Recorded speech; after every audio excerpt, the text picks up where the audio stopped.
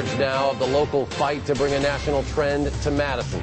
Jim Winkle and other residents are pushing to plant fruit and nut trees in Madison city parks. The initiative is called edible landscaping, but local advocates argue the city's current lease and liability requirements are just too strict. The group hoping to convince the city parks commissioners to drop or amend these requirements at a meeting held tonight at Warner Park. That's where we find the night team's Andy Choi. I know the raindrops were pelting him moments ago. He joins us live with the very latest. Andy?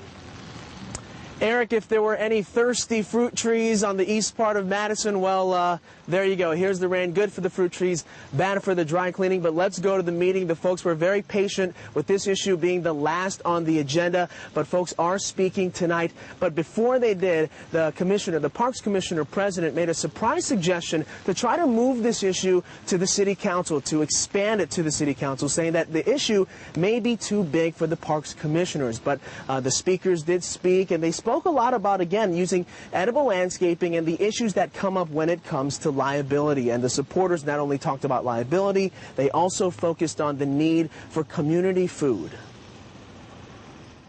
So we have hungry birds in our park that love and need our fruit trees, but even more importantly, we have hungry people in our city who need food.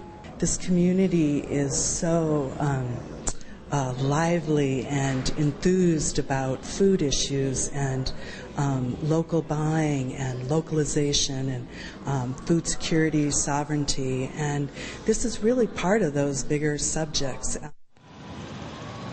Now, I just spoke with Madison Fruits and Nuts, the members there, and they were surprised by the president's recommendation to move it citywide. They're still hoping, and they're going to suggest to have the commissioners vote on this issue and see if they can find a resolution, see if they can get those requirements about leasing and liability, if they can move those out of the requirements. Andy, did we get a better understanding here about why the city feels those liability requirements are so necessary here?